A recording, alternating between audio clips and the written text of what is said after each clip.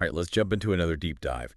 Today, we're looking at TEAL. TEAL. Yeah, Taiwanese company. Oh, wow. Using AI to create art. Yeah. And we've got excerpts from their business plan Okay. and pitch deck Cool. to try to get a sense of what they're doing. Yeah, this will be interesting. Yeah, for sure. What I notice is that right away, they're trying to solve a really specific problem Why?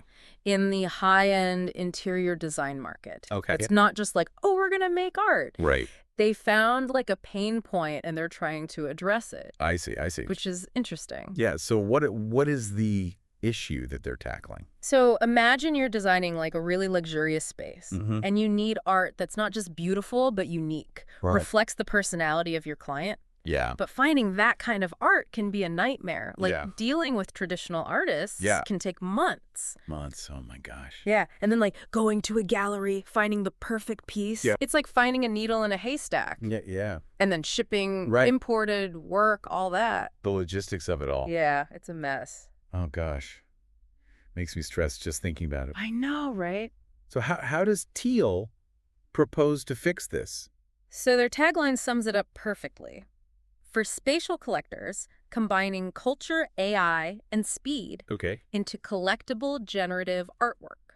Okay, so that's a mouthful. So instead of scouring galleries or waiting months for a commission, they use AI to generate hundreds of custom artworks in just 3 hours. 3 hours. That's a 98% time saving. Wow. Compared to traditional methods. Okay. We're talking designs ready in 2 days. Oh my gosh. Framed pieces delivered in just 2 weeks. 2 weeks? That's faster than Amazon. I know, right? Wow. Okay, but speed isn't everything in the luxury world. Right. What about the quality? Yeah, that's a good point. Are we talking, mass-produced prints here? No, not at all. No. They're really focused on museum-grade quality. Using high-end printing technology, archival quality paper, it can last for 150 to 200 years. Wow. And they use hand-applied gold leaf. Fancy. And traditional Chinese painting seals. Wow. So they have that extra touch of luxury. Okay, that's impressive. It's really cool. It is. I'm intrigued. But before we get, too lost in the artistry here, let's talk numbers. Right. How big is the market that they're aiming for with this? So they're thinking big. Okay. Their total available market, or TAM, is a staggering $16 billion for the global luxury interior design market. Okay, that makes sense. Yeah. People with luxury interiors probably want fancy art too. Exactly. Now, they estimate about 15% of that market is dedicated to art, which brings their serviceable available market, or SAM, down to a still massive $2.5 billion. $2.5 billion. Okay. Yeah. So even a sliver of that would be significant. For sure. But are they trying to capture the whole market? No, they're being strategic. Okay, that's good. They've identified what they call their serviceable obtainable market, or SOM. SOM, okay. Which is basically the part of that market they think they can realistically reach in the next 3 to 5 years. Okay. And they're projecting that to be $260 million. Okay, that is a serious chunk of change. It is, yeah. Wow. That's ambitious. For sure. But how are they going to make that happen? Yeah. It's not like you just open an Etsy shop and expect the luxury market to come knocking. Exactly. So what's the strategy? They have a multi-pronged approach. Okay. They're going to do direct-to-consumer sales through their website. Okay. And platforms like, those online marketplaces. Right. But they're also building relationships with interior designers. Okay. Architects, art consultants, and even some galleries. So it's like tapping into existing networks. Right. Where people are already looking for high-end art. Yeah, that's a clever way to leverage those existing channels. Exactly. But let's face it, the art world is crowded. It is. What makes TEAL stand out? Right. What are they offering that you can't already get from a traditional artist? Yeah. A gallery, just, browsing online. It's a good question. Yeah. This is where it gets interesting. Okay. First, the speed and customization are unmatched. Okay. Need a 10-foot wide artwork that matches the exact color palette of your client's yacht. Okay. No problem. All right. TEAL can create custom sizes and designs tailored to any space. Oh, wow. Way faster than anyone else. Okay, so they've got the speed. Yeah. They've got the bespoke element. Mm-hmm. Are they sacrificing something to get that? Like what? Like the origin story of the art. Right. The artist's individual style. Yeah. The sense that you're owning a piece of someone's, creative soul. That's a valid question. Yeah. And it's one they're clearly aware of. Okay. One thing that sets TEAL apart is their focus on originality and local sourcing. Their designs are original IP. So each piece is unique. Exactly. Okay. Plus, they use materials sourced locally in Taiwan, which adds to that sense of authenticity and craftsmanship. And then there's the integrated production process. What do you mean? Like from design to framing, it's all under one roof. Oh, wait. It's a very streamlined experience. Okay, so it sounds like they're trying to create this experience that blends technology and traditional artistry. Exactly. But what about the art itself? Yeah. How would you describe their style? It's a fascinating blend. Okay. They're using AI, but not in a cold, robotic way. Okay. Their process is steeped in Taiwanese culture. Okay. They've trained their AI models on elements like native species. Oh, wow. Like flora and fauna landscapes. Yep. Even traditional Chinese painting styles. Oh, interesting. And auspicious symbols. Wow. It's like they're teaching the AI to speak a visual language rooted in their heritage. That is incredible. It is really cool. But when you talk about training an AI on things like traditional art, it raises a question, What's that? Are they using copyrighted material? Yeah. Because that could get tricky. That's a good point. Yeah. They thought of that. Okay, good. They're very careful about using only open source and copyright-free material to train their AI models. Makes sense. Yeah, both ethically and legally. Yeah. Plus, they're pushing the boundaries of resolution. Okay. Their AI can generate images with over 100 megapixels. 100? Yeah, significantly higher resolution than even the most advanced smartphone cameras. That's just showing off. I know, right? 100 megapixels. Yeah. What's the benefit of that in the art world? Well, it's not just about bragging rights. Okay. It's about detail, scalability, and archival quality. Remember we talked about museum-grade standards? Right. That level of resolution lets them create these incredibly detailed pieces that can be enlarged to massive sizes without any loss in quality. Okay. And it ensures the artwork can be digitally archived. Oh, interesting. And preserved for generations. Like they're future-proofing their art. Exactly. Okay, so we've got this unique blend of technology, culture, and this commitment to quality. Tell me about the brains behind all this. Okay. Who is the founder and what's their story? So the founder is Peter Pasita, also known by his Taiwanese name, Jiang Wangjia Xing. Okay. He's an indigenous Taiwanese artist. Interesting. With a background in both interior design and AI. Whoa, what a combination. Talk about the perfect combo for this venture. Right. That's amazing. I know. But he's not just some tech guy dabbling in art. No, not at all. He's got the sensibility to back it up. Yeah, for sure. But is there a deeper story here? There is. Is there a reason why he's so passionate about this? So his family history is actually woven into the fabric of TEAL's art. Really? Yeah. His family endured war and the Cultural Revolution. Wow. Before returning to Taiwan. Okay. And many of their works feature the vibrant colors of the Taiwanese landscape. Oh, wow. And the golden sunrise, which symbolize rebirth and hope. Wow, that's powerful. It's a really cool story. Yeah. Yeah, reflecting his family's journey and resilience. So it adds another layer of meaning to the art. So we've got a strong team, unique product, huge market opportunity. For sure. Compelling backstory. Yeah. I'm starting to see why this company's making waves. Yeah, it's pretty cool. But what about their long-term vision? Right. Where do they see themselves going in the future? Well, that's where things get really interesting. Oh, tell me more. They're not content with just being a successful art company. Okay. They're aiming to disrupt the entire industry. Okay, hold on. Yeah. We'll dive into that right after this.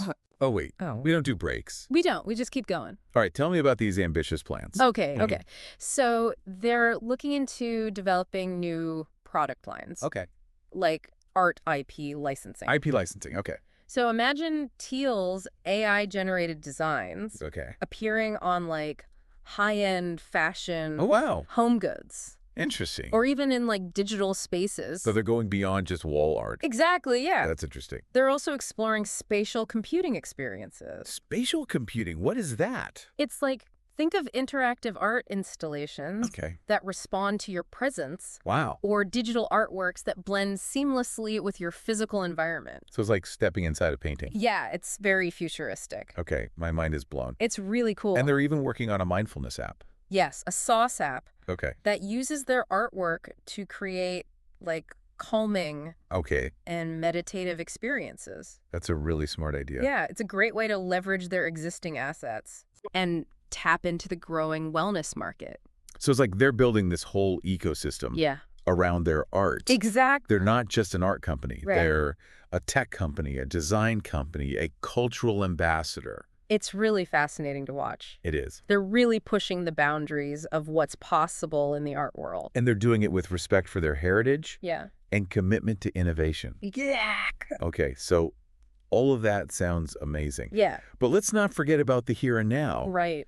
They mentioned some pretty impressive financial projections. Yeah, they did. What do those numbers actually look like? Well, they're aiming for profitability within 18 months. 18 months, okay. Which is ambitious, but considering their streamlined production process, I think it's possible. Right, because they can generate hundreds of custom artworks in just a few hours. Exactly. That gives them a huge cost advantage. For sure, over traditional artists. Yeah. Their pricing strategy is also pretty clever. They've got this tiered approach based on size and complexity.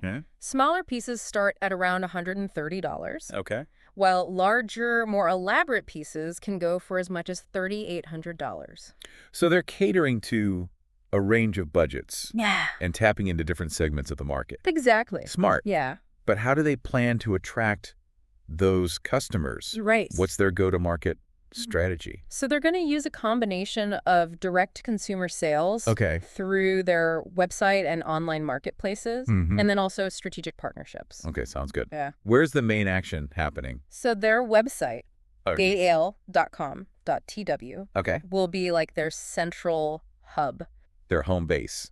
Exactly. Showcasing their artwork, telling their brand story, facilitating online sales. So it's like a virtual gallery. Exact. Okay. Yeah. And I'm guessing social media plays a big role too. Oh, absolutely. Right. They're active on platforms like Instagram, Facebook, Pinterest, sharing behind-the-scenes glimpses of their creative process. Okay. Highlighting the cultural inspiration behind their work. Showcasing how their art looks in real-world settings. So they're really making their social media channels an extension of their brand. Exactly. It's a good way to connect with people on a more personal level. Especially in a luxury market where storytelling is so important. Yeah. And don't forget those strategic partnerships. Right.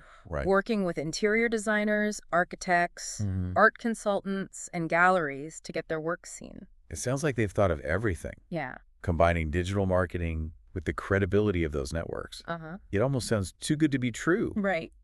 Are there any potential challenges they might face? Well, as with any disruptive innovation, there will be hurdles to overcome. Okay. One challenge they might face is skepticism from the art world. That makes sense. You know, some people might view AI-generated art as less authentic. Right. Less valuable than something created by human hands. Exactly. It's an understandable reaction. Yeah. Art has always been seen as this personal expression of human creativity. For sure. It's like the debate we saw with digital photography versus film. Exactly. There will always be purists who prefer the traditional method. Yeah. But TEAL has a strong counter-argument. Okay. They're not trying to replace human artists. Okay. They're using AI to augment human creativity and make art more accessible. So it's a tool. Exactly. A new tool in the artist's toolkit. I like that. Yeah. And their focus on museum grade quality, the handcraft details, the storytelling, that all adds a level of prestige to their work. Exactly. And they're addressing the authenticity concern head on. Okay. How so? Each piece comes with a certificate of authenticity. Okay. And they're even using blockchain technology. Wow. To track the provenance of the artwork. So it's like a digital fingerprint. Yeah, exactly. For each piece, which adds a layer of security and value. So they're blending the traditional art world with cutting-edge technology. To create something totally new. Yeah, it's really cool. It's a bold experiment. It is. It'll be really fascinating to see how it plays out. So what's next for TEAL? Right. Where do they go from here? Well, in the short term, they're focused on building their brand, expanding their customer base, and reaching profitability. Makes sense. Yeah. But they have some ambitious long-term goals as well. Oh, yeah. Tell me more. They want to kind of redefine how we experience and interact with art.